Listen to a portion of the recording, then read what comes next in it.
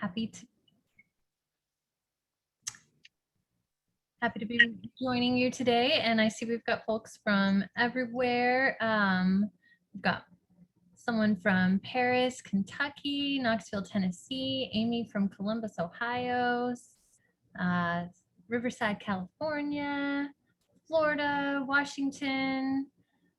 All right, welcome. I wish I could say everyone's name and where they're from. So I'm a teaching artist based in Austin, Texas. Like I said, also a practicing artist. I'm joining you from my studio here in Austin. And this is an ongoing series that I partnered with Michaels with to bring you this drawing series for beginners, intermediate, and advanced artists. Most of the classes are geared towards beginners. Tonight's class is geared towards intermediate artists. And if you are joining us and you didn't notice that it was an intermediate class and you feel like it's going to be over your head, please stick around, because even if, you know, I'm not mentioning skills that you feel like you're behind on, you can always go back and check out some of the beginner series classes that Jimena should be sharing the links to in the chat for you. So let's see, what else did I want to say? Yeah, so, and if I refer back to any of those classes, you can find them on YouTube under Artist Loft 101, or there we go, Jimena just dropped all the links to the previous classes so far. And as this series goes on, there's going to be, you know, more and more classes, so it'll be harder to drop all of the links, but so far this is there's only been a handful before tonight. But yeah, I love that Ali said you can always pick up something, and that's what I love about teaching all levels since I've been teaching adults, is even when I have more advanced artists in a beginner class, they sometimes will still pick up a new approach to a basic skill. So yeah. Okay, so I guess we'll go ahead and get started and switch to my tabletop view here. So like Jimena said, anything that you do tonight, if you post on social media, please tag your work with the hashtags Make It With Michaels or Michaels Classes, or you can tag me on Instagram so I can see it more quickly. I've also got a couple of upcoming online independent classes that you might be interested in, and you can sign up for those through my link tree that Jimena will drop in the chat for you. And if you just click on, you know, register for independent classes, you'll see those in my online shop. And you can use the promo code Wednesday all cap for 20% or $20 off these two classes that are coming up in September. One is called Mindfulness with Ink, and the other one is called Drawing and Painting Clouds. And here are just some examples of some of my work that I do with calligraphy ink that have a lot of clouds in them. So if you're interested in either of those are both 3-hour workshops. And yeah, so there's all that information. So tonight we're doing one of my favorite my favorite subjects to draw, and that is drapery. So you will need some graphite pencils. I've got the 12 set of Artist Loft sketching pencils here. So a variety of the H and B pencils, and some charcoal. So I've got the charcoal pencils. I put the charcoal pencil set by Artist Loft on there because it also had the white pencil in it, and we're definitely going to need the white pencil. So, and if you're having issues sharpening the charcoal pencils, I saw somebody say that just now, G Rogers in the chat, using a blade to sharpen the pencils can be really helpful. Also, one of the previous classes where I talked about sharpening a pencil with a blade, you can just, you know, expose more of the charcoal or graphite as you go, and it makes it easy to get a variety of lines going. So, but you're definitely going to want the white, because we're going to be using toned paper. So on the supply list, I had some toned paper And then with the white on the toned paper, we'll be able to, actually see the white. So you definitely want toned paper for what we're doing tonight. And if you don't have toned paper, you might grab just some like a brown paper bag and cut it up.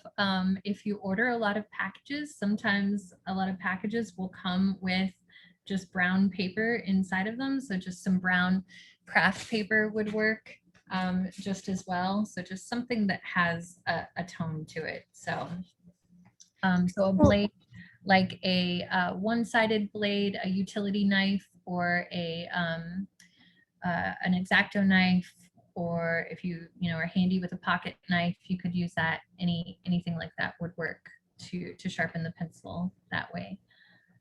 So Adrian, if someone only has a pencil tonight, will that work as well?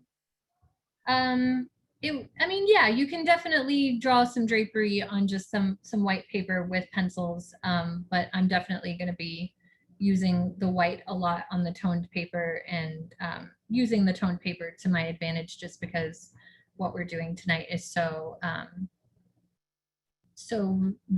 focused on the value. And a lot of times when we're focused on value, we tend to ignore the highlights. But if you're pretty skilled at noticing when to leave your paper blank for the highlight, then of course, follow along with whatever you have. Okay, and then also you'll want a synthetic eraser or a kneaded eraser, or both, and then the blending stumps or tortillons for blending. So any other questions about supplies? I don't think so. I think we're all good. Okay, cool. Well, then let's go ahead and get started with breaking down the drapery. So this is, like I said, one of my favorite things to teach when I'm teaching drawing classes, because our brains tend to have a lot of just stock images in our mind's eye. We often have these stock images for lots of subjects. If we're drawing a bird or a coffee mug, or most anything, in your mind's eye, you can picture a bird, you can picture a coffee mug, and you can maybe get along pretty well with referring back to that, stock image in your brain for various subjects. But when it comes to drapery, oftentimes people's brains short circuit a little bit, because we don't necessarily have a stock image in our brain that tells us how to draw drapery, right? And so I'm willing to bet everyone who's in the class tonight has struggled with drawing drapery at some point. And so what I think the reason for that is because it is just pure value. It's pure light and dark. There's no symbol for it that we can refer back to. So we really have to rely on our observation. So I do have some drapery here on the screen for anyone who wants to just draw along with me and draw, my subject on the screen. But after the class is over, you're going to lose my subject matter if you want to keep going. So you might want to set up your own drapery still life. And the fastest way to do that is to get just any piece of cloth, a plain cloth without a pattern on it would be better. I can't show the full drapery, or else I won't be able to show you my drawing at the same time. So I'm just going to have it kind of half and half on the screen like this, so that I can have a fixed view. That's all of my drapery I'm going to show. But if you want to set up your own drapery still life at home, it's very quick and easy to do. You can grab a sheet, you can grab a curtain, you can grab a tablecloth, but try to grab something that is a solid, solid piece of fabric that doesn't have a pattern on it, because the pattern often distracts people and then they have a hard time just focusing on the light and dark folds. A paper towel would be fine, or a piece of paper, but it's going to have a different kind of texture to it. And I'm going to really be focusing on the texture of fabric tonight. I might have a later class that does the same thing with like crumpled paper or, you know, something else. But for tonight, we really want the soft fabric. Yeah, pillowcase is fine.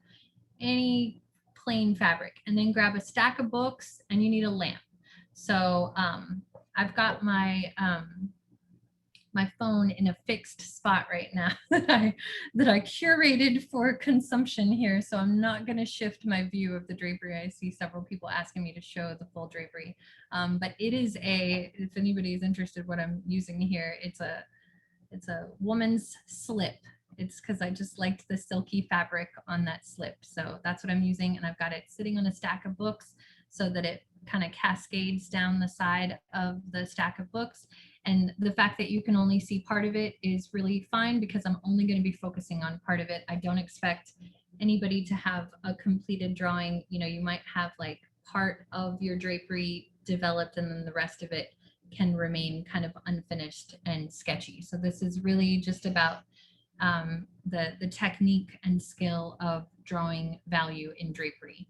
So I'm going to just keep my view on that, but I'm going to just focus on the part of the drapery that's visible in this area right here.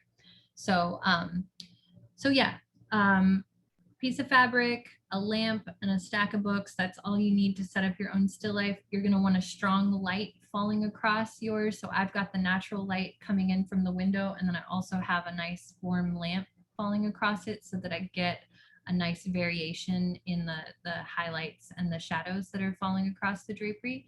So I'll give you guys a second to set that up. And while you're doing that, I'm going to talk about the anatomy of drapery and what I want you to think about as we get started here. So I do want you to grab just like a sheet of just scratch paper, which I just realized I did not grab for myself.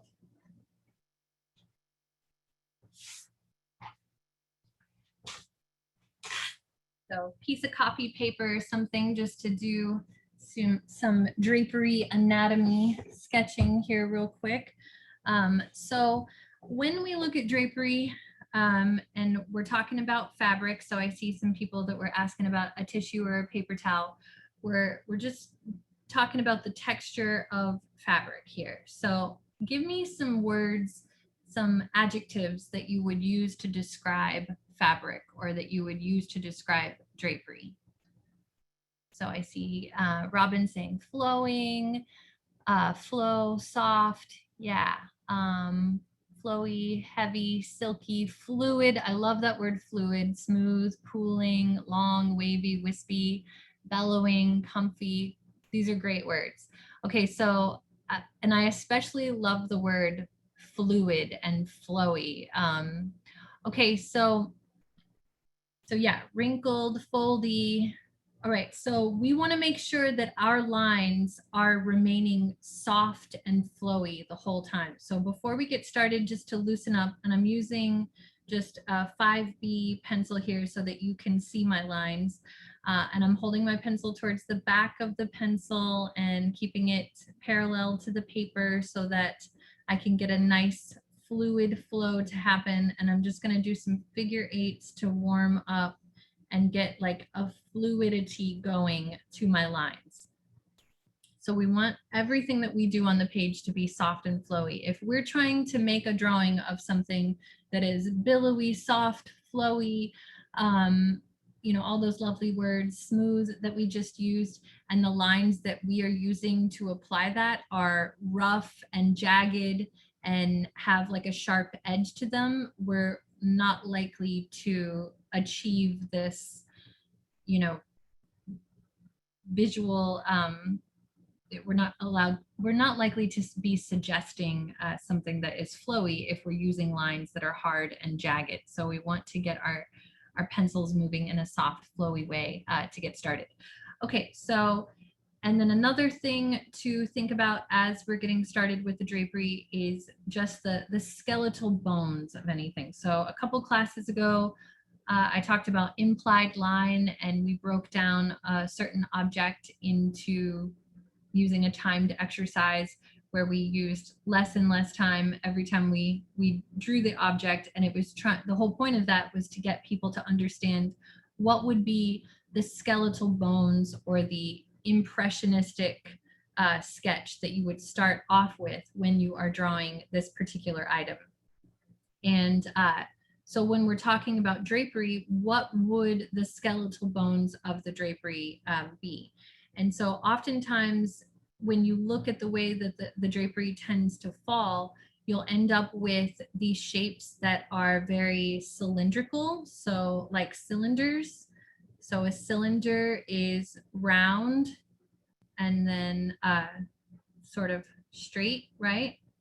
So we've got lines that are straight on one side and then rounded. So in some of the folds, we're going to have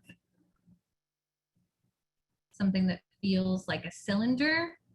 And then in some of the folds, it's going to feel more like a cone shape. So like a triangle that is rounded, right? So it's got a sharp point at one side. So we might have some lines that radiate out like this on the vertical axis. And then on the horizontal axis, they curve like a cone. So cones and cylinders. And when we stack those cones and cylinders on top of each other, we're going to have something that feels like the skeletal bones of drapery. And I realize I'm kind of pushing into the drapery right now with my scratch paper sketch. So that's kind of what the implied line sketch would be. And I'm also illustrating there the contours. So that's the next thing I want you to focus on. The first class in this drawing series, I talked about the introduction to graphite and contour lines, and we used a piece of fruit and we illustrated all of the elevational lines on that piece of fruit, what's happening on the vertical axis and on the horizontal axis. So with the drapery, we've got on the vertical axis, oftentimes on those triangle shapes or on the cone shapes, we're going to have lines that are radiating out like that. On the ones that are more cone shaped, it might be doing something like that. But those are the ones that are kind of what I sketched right there, are where the drapery is kind of curving out. But there are going to be times when the drapery also curves in. So you want to take note of when you're looking more at like an inward curve on a cone shape, or if it's, you know, protruding out and coming towards you. So those are a couple things that I want you to take note of. And then just on the other side of the scratch paper, I want to talk about the shadows and the highlights and how those tend to appear when we're looking at drapery. You know, this is just things that you can rely on, or, you know, what I like to say is like the anatomy of it. Okay, so when we're looking at these folds, and I realize that I don't have super dark shadows on this particular drapery because just the way that the light is falling on it, but depending on what kind of light you're using on your drapery or the color of the fabric that you have that you're looking at, you know, like with this example, I definitely did have some absolutely black shadows happening. I am probably going to push the shadows in my drawing and make them darker than they actually appear, just to create some contrast. But when we're looking at these folds, you're always going to see your darkest shadow next to your brightest highlight. And that is because the highlight is where the elevation of the drapery is at its highest, where it's coming forward the most. So the light is hitting it the most directly, right? So on that value scale from 0 to 10, which I've referred back to in pretty much every class so far, and I had several classes on these value shading techniques: tonal shading, hatching, cross hatching, stippling, and scribbling here. But in all of these value scales, I've got a 10 would be my solid black and 0 will be my absolute white or blank paper. So when I'm talking about the absolute white highlights, what we would leave blank if you were using white paper, or what we're going to add with the white pencil on the toned paper, that's where the light's hitting it the most directly, is where we have that absolute white. And then the darkest shadow is often going to fall right next to that. Why do you think that is? Just want to make you think about it for a second. Let me see if I can get a good answer here from you guys in the chat. Why do you think, and it's not a complicated answer. Every time I ask this question in a class, I feel like I'm stumping people. Why is the brightest highlight happening next to the darkest shadow? Why am I always going to see a dark shadow next to the brightest highlight? Because what's physically happening to the drapery? Shows depths, mountains and valleys, peaks and valleys. Exactly. So depth and yeah. So the contrast that's the highest point throws back the light. Thank you, Crystal. She got it. That's what I was looking for. Oh, there's lots of great answers coming in. The highest point stops the light. Exactly. So the highest point is creating, you know, it's like how you block the sun from reaching the ground. I love that meme that goes around like, you know, the light traveled all this way and then was stopped by you, right? So that peak is creating a cave next to it. It's blocking the light from getting to that inward fold that's happening next to it. So you're always going to have a really bright highlight next to the darkest fold. So all this to what I'm saying is just getting you to look at it and just observe it more directly, because what tends to happen when the pitfalls that I see people falling into when they're drawing drapery is trying to draw the whole thing at once, getting impatient when it doesn't happen right away, getting impatient when it doesn't look like drapery right away, and then getting lost in it, just getting so lost. And so I like to just point out those just basic observational things, like noticing where the highlights are happening and where the shadows are, and, you know, just making a logical observation of it like that. Because then when you get lost and you say, oh my God, I don't know, am I drawing this fold or that fold, you can kind of orient yourself by noticing which highlight is next to that, you know, just kind of mapping it out like that. And yeah, what Iria said, do one part at a time. That always works for me as well. So I agree. So that's what I want us to do now, is go ahead and get started sketching it. And as we get started sketching, you want to use probably your lightest pencil for this. I'm going to use a darker pencil just so you can see my sketch, but I would recommend starting with maybe a 4H or a 5H so that your initial lines are easy to erase. And so far in all of these classes so far that have been very beginner based, I have said, you know, to use organic objects, and it's okay if it doesn't look like that particular lemon. We just want it to look like a lemon. But this is the subject matter where I have to say it really does matter if it looks like this particular drapery. And the only reason for that is that you will just get lost if you start just drawing random folds.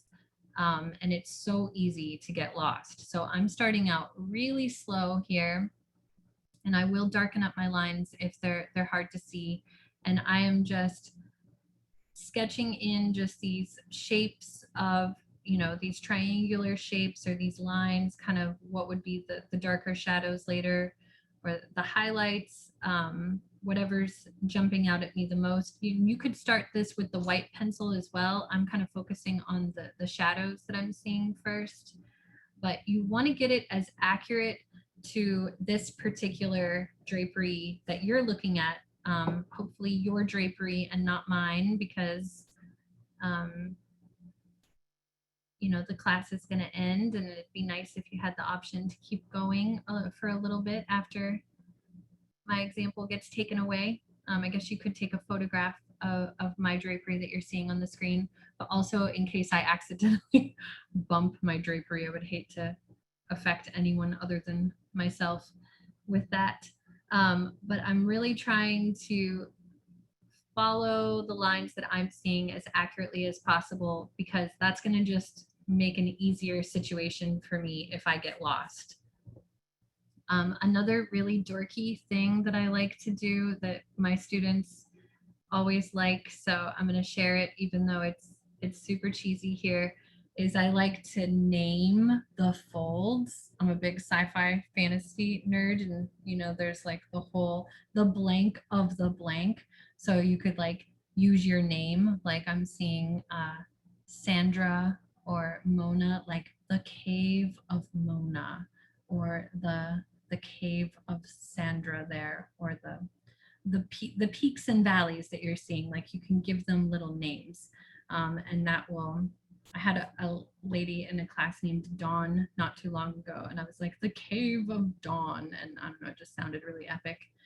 Anyway, so that can really help you just orient things. So I realize my sketch is kind of hard to see right now. I'm just sketching the bones. So just the very, here, I'll hold it up closer to just the very basic folds. So all these lines where the shadows are jumping out at me, those folds. Okay, so we're not likely to have a absolutely finished drawing of drapery, especially when there's only 32 minutes left in the class right now. I'm going to focus on just one particular fold the most, and I'm going to let the rest of the folds be very loose. So even in this drawing, I really just kept coming back to this particular fold the most, and it may feel like I developed some of the folds around it as much as I did this one, but I didn't. It's a kind of an optical illusion that happens when you highly develop one fold. You know, the viewer's eye tends to fill in the blanks. Like this is pretty preliminary sketch still over here, but it's still, you know, your eye completes it when you look at that.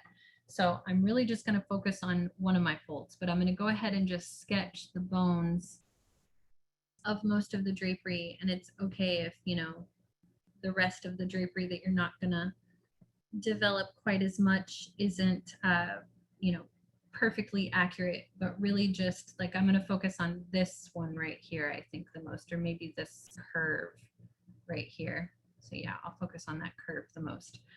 Okay, the other thing I didn't mention when we were sketching on the scratch paper is these little wrinkles too. You also want to put in these little wrinkles, because, and you can name the wrinkles too if that sounds fun to you. But those are going to help also just make it more believable of an optical illusion, because anytime we draw anything from observation, anything realistic, we're creating an optical illusion on the page. So the more we have those little, it's all in the details, right? So the more details we put in there, the more the viewer is gonna piece together the details that you're seeing. Okay, so I've got my kind of bare bones going there. And then if you're seeing a heavy shadow falling across your table, you might want to put that in there as well. I'm going to just kind of lightly sketch a shadow there, but I'm going to probably not focus on the shadow. But in this one I put the shadow that was falling across the backdrop there, because it, in the negative space, it really pushed the values forward.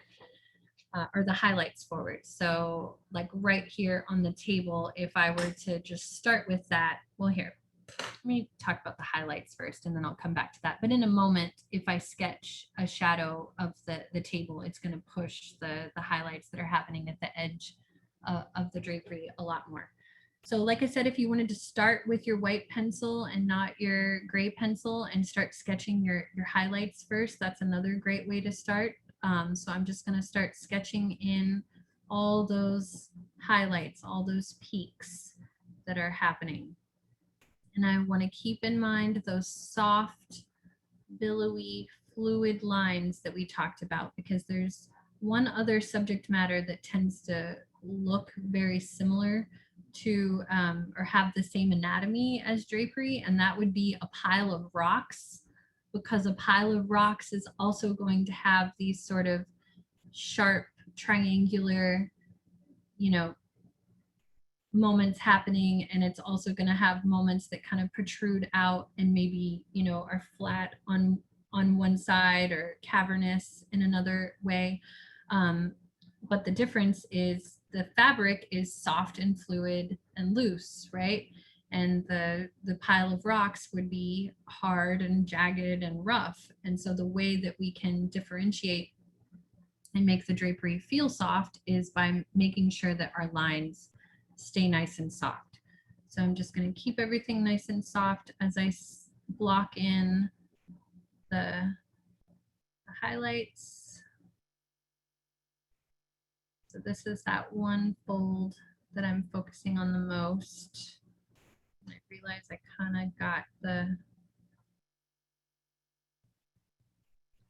bones wrong right there. So I'm gonna make an adjustment here. Take my own advice. This actually is like this.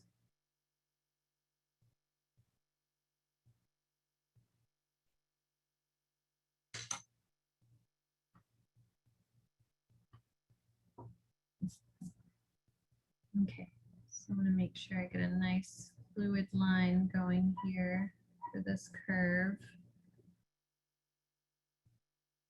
And my view of the drapery is going to be slightly different than yours because the camera is, if you were drawing mine or if you're looking at mine, the camera is pointed down at the drapery and I'm looking at it forward. So try to keep whatever view of your drapery that you have, try to keep it the whole time. Like if you start drawing sitting in your chair and then at a certain point you move your chair and you look at it from a different angle, then you're going to shift your angle of how you're viewing the drapery. I realize it's kind of hard to see my lines right now. Have faith in me, people. I got to build it up a little bit first here. So this is something that I always have to talk about when, in the first like 10 or 15 minutes of drawing drapery. It usually takes about 30 minutes for my drawing to start to feel like drapery myself. So hopefully I'm going to get it to that point by the end of the class. I can speed it up a little bit here if I just kind of jump ahead and go ahead and start filling in some of these larger areas with some more tonal shading and just get this big highlighted moment to come to life. But you really have to be patient with this process because, like I said, it's pure value. It's pure light and dark. And so that happens through building layers and through blending. So I'm going to grab my tortillon and start to blend some of that white there. And I'm going to have a push and pull between my light and dark. I really just wanted to focus on mapping out my highlights right now, but I'm just going to focus most of my attention on this one particular fold.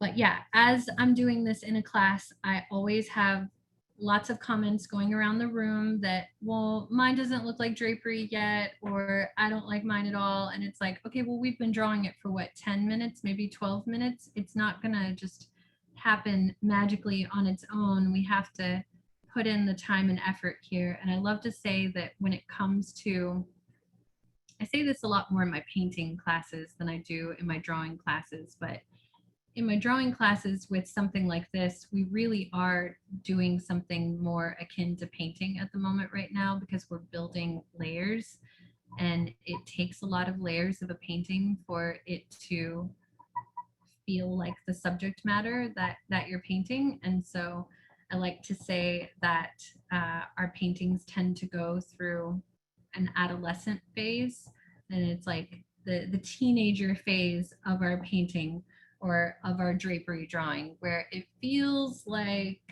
all the elements are there, but they're not quite coming together, like we had hoped. And things are just, it feels like it's falling apart, like it's, insert, your favorite line from when you were a teenager about how things were just, never going to go your way. But then, you stick it out and you keep trying and you keep going, and one day senior year happens, and then you look back and you're like, wow, I really did it. So that's my analogy for painting and for drawing drapery, is to just trust the process, keep going, and just keep building those layers, it will happen, but it's not going to happen right away. So I've blocked in my highlights, I've sketched in my more shadowy areas, and now I'm going to start to build up my my darkest shadows, and I'm going to go ahead and exaggerate those. So even though none of my shadows get this dark, I'm going to use my charcoal pencil and just push the darkest darks that I'm seeing. Another thing that is very helpful is to sketch in those contour lines, especially since we are, you know, building so many layers here. It can be really helpful to go ahead and sketch in those contour lines. So like really get in there and see like which direction is that curve happening in? Is it curving inward, like it's curving inward right there in that cave? So I'm doing these little curved lines just to like designate the elevation of the drapery right there. And sometimes the stitching on your fabric can be really helpful if you know, really look super closely. I can see that the stitching on my fabric follows the contours there. So I could even, you know, just draw what I'm seeing that the stitching is doing. And so the stitching is kind of doing this. Let me get a few of them drawn first, and then I'll hold it up closer to the camera so that you can see what I'm seeing. And Adrian, what number pencil are you using right now? Or what type? I'm using a 5B graphite pencil. But if you wanted to do this in a lighter pencil so that the lines can be easily covered up, you can as well. So I just drew these sort of elevational lines that curve like this. So that's what I'm seeing on the horizontal axis there, but on the vertical axis, I'm seeing a line that follows that entire peak or fold right there. So I sketched some vertical lines going like that. So you could do that all through every, you know, prominent curve or dip and fold in your drapery to help you see what those elevational lines are doing. That can be very helpful, or even just to get it kind of started like that and then let it trail off. And that's what I was saying earlier, like you have to be careful with that sometimes because it can start to feel really mountainous, you know, sort of like a mountain or a bunch of rocks. So if you're doing that and you're not liking the way it looks, or it starts to make it feel a little stiff, maybe just do it as a guide for yourself on a piece of scratch paper. But then when it comes to actually sketching your drapery, just make sure that your contours, the way that you're adding your shading is following the contours, which is something I've talked about a lot in all of the previous classes so far. So as I'm shading, I'm keeping in mind what the contour lines are doing and making sure that I'm following that same curve. Go back to my charcoal pencil and keep pushing my darkest values here.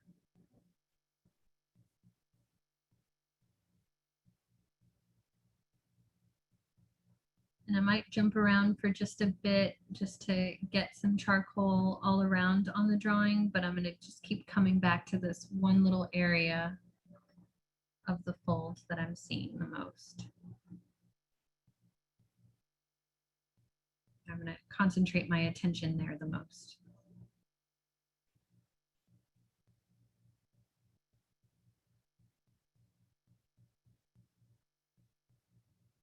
And this is where it can be helpful to, if you're, you know, concentrating your attention on an area of folds that are really near your background, you could really push the shadow that you're seeing in the background or across the table so that it pushes the drapery forward in that area. So I'm using just, oh, let me move it up.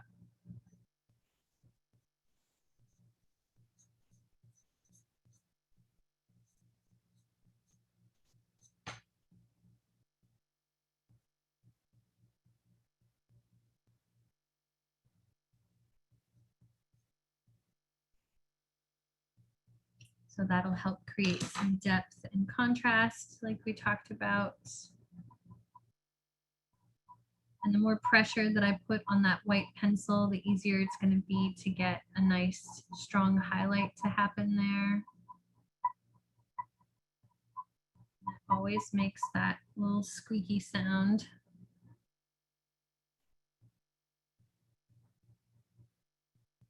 When you really press down hard on it.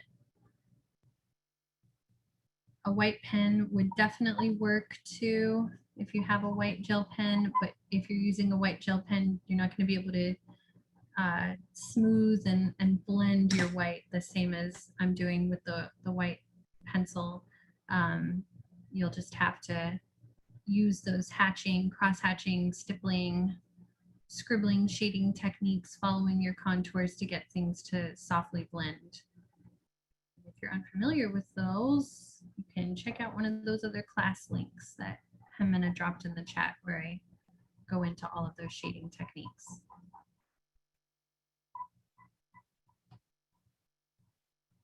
Okay, so kind of making sure to go back and forth between my highlights and my lowlights here. So where my shadows are happening. And I want to get in there and start to blend the two together now. So I'm going to get some charcoal going.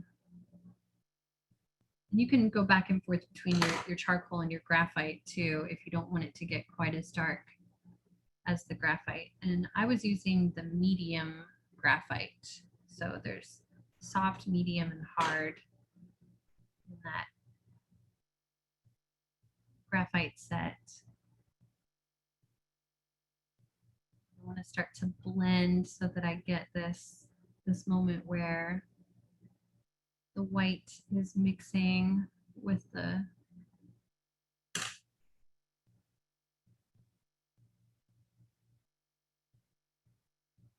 shadow.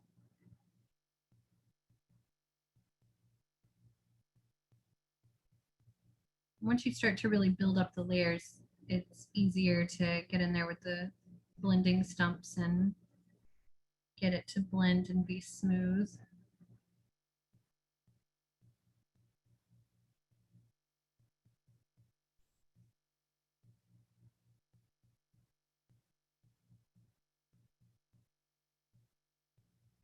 But if you try to blend with the blending stumps before you've built up some layers, it's not going to be as helpful as it would if you get a lot of layers going first.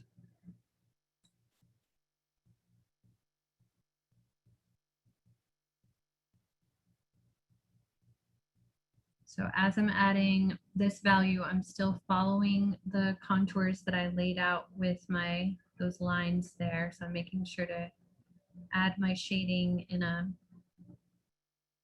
way that follows that curve of the fabric right there. So if it's curving in, I'm making my lines and my blending and shading curve in.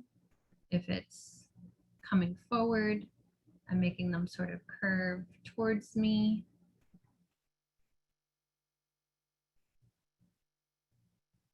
And then I'm going in and blending once I get a nice base going. And then even with the blending stump, I'm making sure to curve my lines. So Adrian, do you clean the blending stump when you go back from white to black, or how do you get it to not? I like to designate certain blending stumps only for white or black, but since I was kind of trying to make a medium gray happen right there, I was using the same one. But for the areas where I was blending the white, I was using a separate tortillon. So it's easier to, just pick one and say, okay, this is the one I'm only going to use with white, and this is the one I'm only going to use with black. And then, you can kind of mix them however you want. But yeah, because once they get some gray on them, it's pretty hard to get them clean again. You can rub them against the sandpaper to try to get the excess off, but it's hard to get them to be super black again. And if you're getting extra dust on it, you can kind of tap it. If you are near a door, you could go outside and tap it outside, or just tap it on the table and then clean your table later. I just tapped mine on the table to get some of that extra dust off so that I can try to get some nice clean white highlights to happen again right there. And if it got too blended in an area where you wanted to put a highlight, like right here, I really want to put this highlighted moment back in. So I'm just going to erase it out and then put it back in with the white.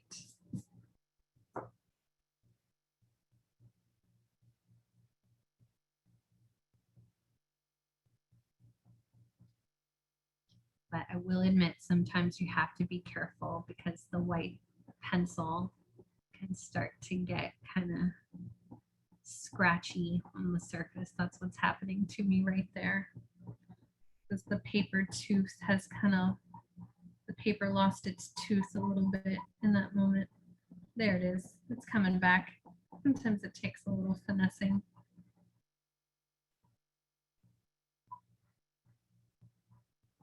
I've used this line before in a previous class, but I once read, all art is just a matter of patience and pressure. And I loved that because the amount of pressure that you put on your drawing materials makes such a difference. And then also just the patience that we have to have with our materials sometimes, and trying not to force things too much.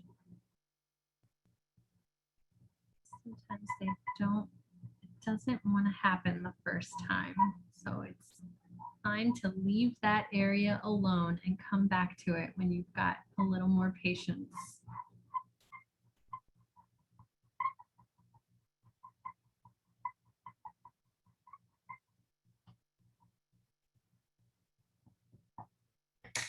Okay, so this is definitely the part of my drawing where I feel like I'm in this, the sophomore phase of things, and it's not quite coming together the way I want. So I'm going to just focus on this one little area since I just noticed we are running low on time. Let me get just this one moment here to feel nice and strong. And I'm going to do that by just cleaning up the shadows of that fold and getting a nice crisp line where I'm seeing the darkest shadow happen there. Getting some line variation in the way that I'm applying my lines. So I've blended a lot of stuff, but now I'm going to get some nice crisp, clean edges to pop out, and that's going to make a huge difference.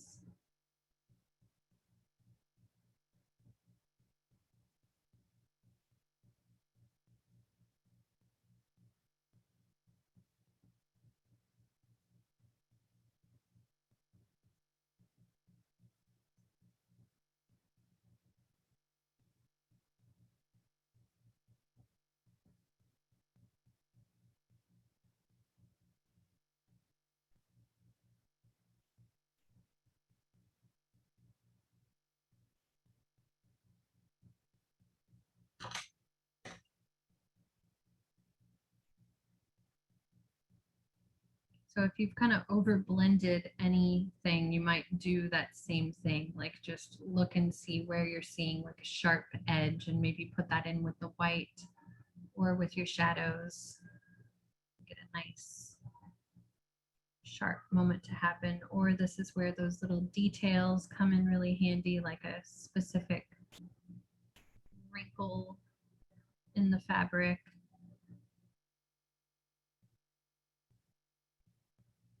And also bring it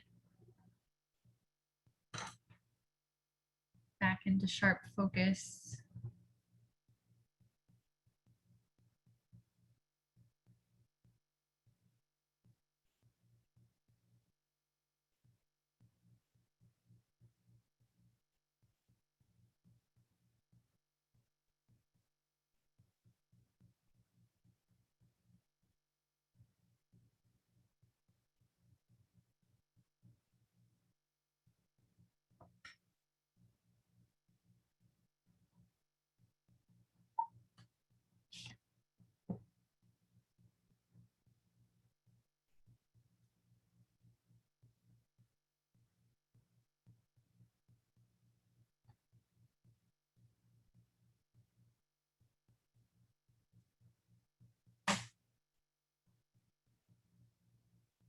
dear, my white charcoal pencil just broke. All right, I'm gonna focus on the shadows since we're running low on time.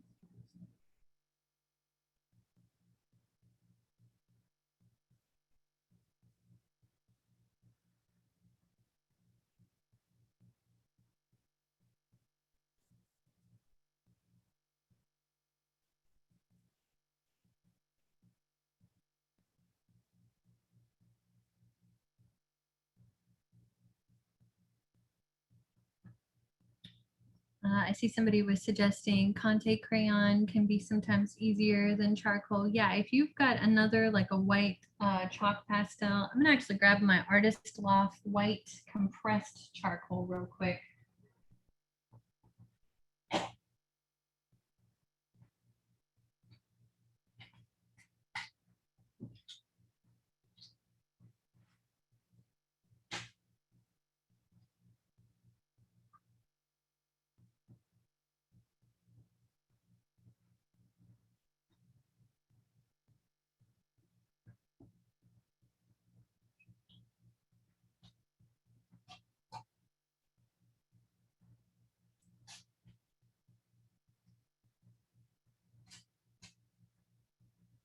Which I'm not finding, but that would be really helpful if I had that handy since my white just broke there.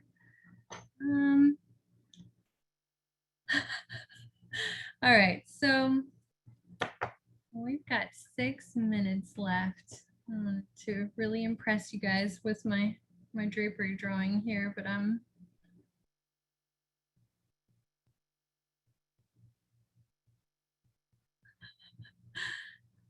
just doing a good example of showing you a teenager phase that needs some TLC to get it to fully blend.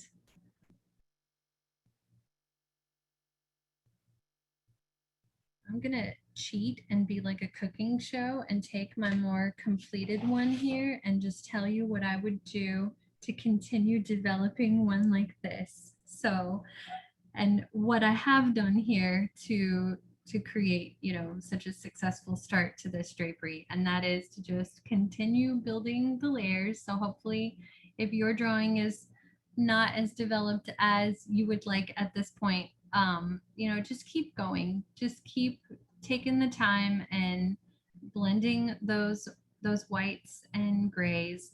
So like in these moments right here, put down a base of the white and then go back over it with your graphite and softly blend with your tortillon or just with the graphite itself. And switching between your H and B pencils so that you're, you know, maybe using an H to blend with the white. Try it out with all your different levels of graphite to see like how you can get a variation in your gray to happen. And that'll really, you know, get your different tones to blend nicely. And you can see how I did kind of put a base here of those contour lines. So if you start to lose your, you know, your curve, putting those lines back in even with the white and then continuing to blend them through multiple layers will be really great. All right, well, we've got about 3 minutes left, so I'd love to see some examples of your drapery drawings at this point. Does anybody want to hold up their drawings and Jimena can spotlight you and we can see what you've completed tonight so far? Let me see. We have Marsha. Oh, nice. Yeah, look at those nice contrasts that you've got going. So yeah, just keep subtly blending those layers there. That's a great start, Marsha. We have Camilla.